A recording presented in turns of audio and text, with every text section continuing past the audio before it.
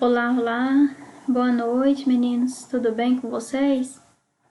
Bom, mais uma aula nossa, né, de parasito, mais uma pra conta, né? E hoje a gente vai tratar de um assunto bem interessante também, que a gente vai falar sobre larva migrans, né? Larva migrans que existem de dois tipos, que é a cutânea e a visceral. Como o próprio nome diz, né? A cutânea, que é essa que fica sobre a pele, e a visceral, que é aquela que traz maiores consequências, né? Consequências mais drásticas para o paciente que está acometido, certo?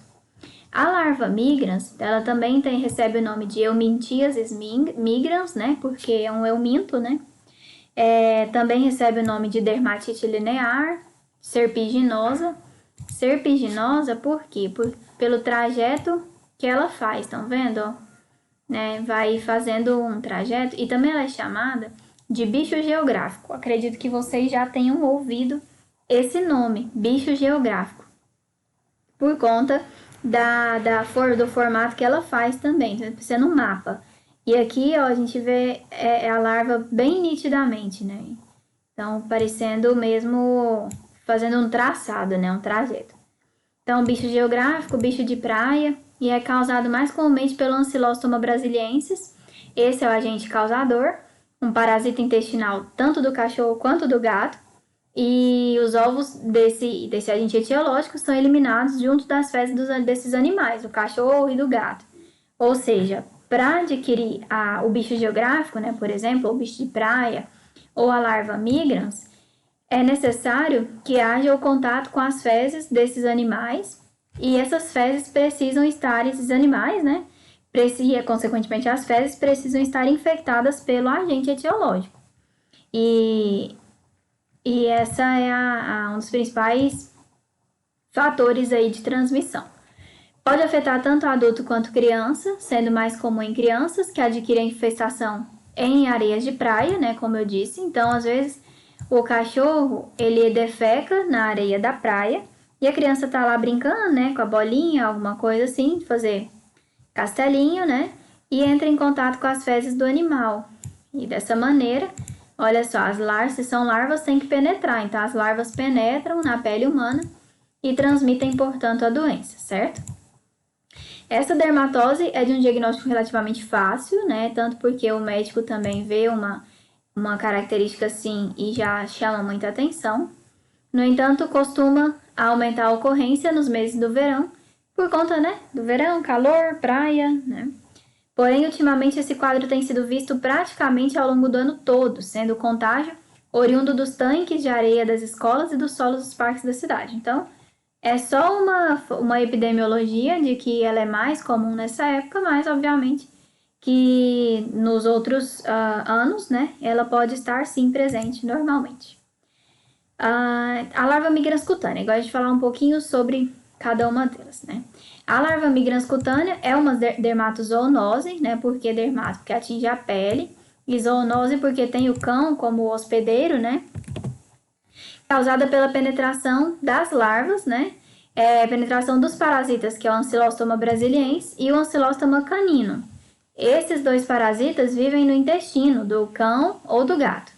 Aí nós temos aqui alguns tipos, né? Ancylostoma duodenale, ceilanicum, tubaiforme e o Necator americanus.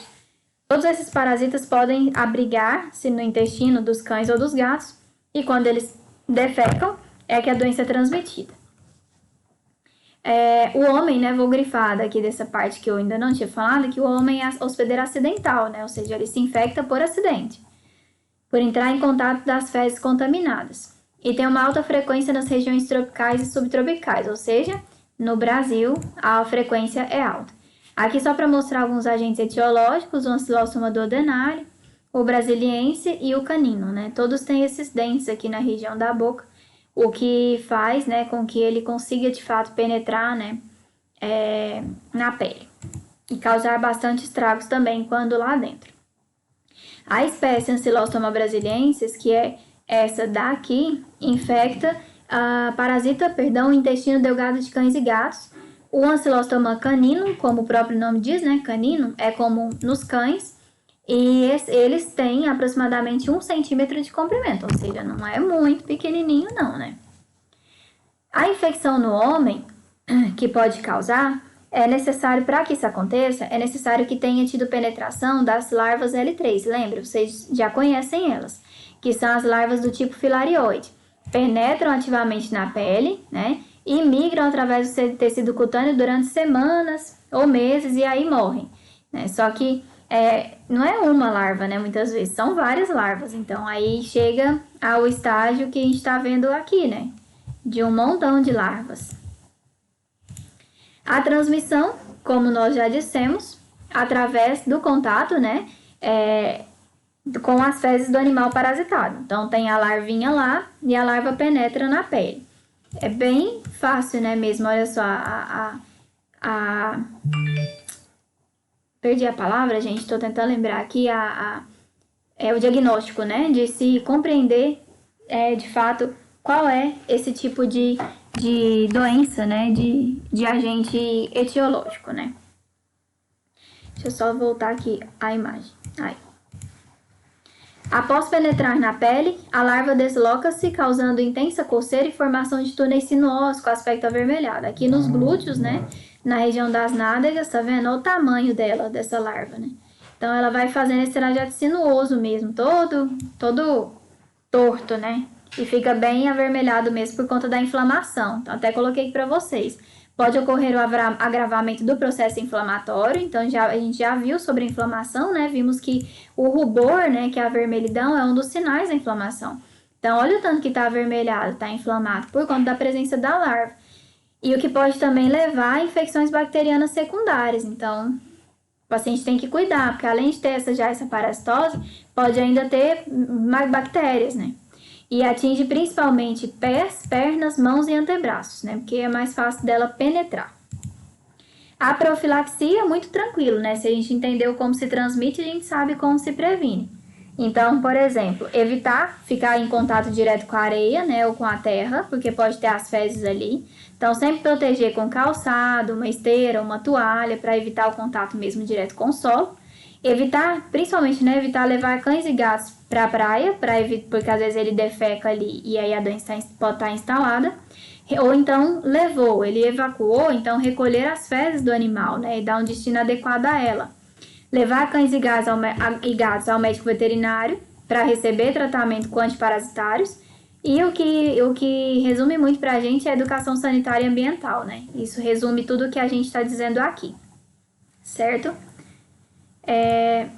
Aqui o ciclo, né, biológico. Então, primeiro a gente precisa ter a larva entrando em contato, né, com o paciente, para que ela aconteça, como eu disse, né.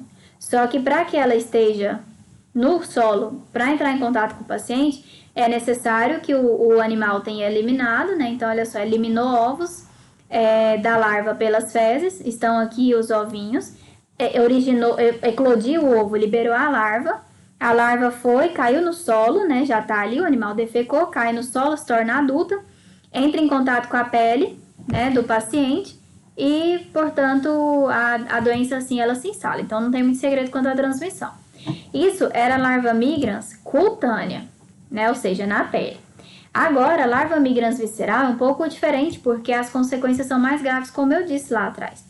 A visceral é conhecida como toxocariase, é o outro nome que ela recebe, e é provocada pelas migrações das larvas Toxocara cat no gato, e canis no cão, no organismo humano.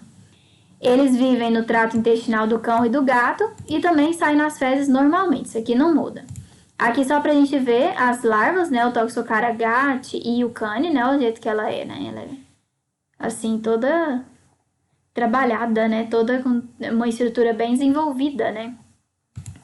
E, como eu disse lá atrás, o Toxocara canis é aquele que está presente no intestino delgado do cão, né, e menos comum do gato, e o gat no gato, como eu disse.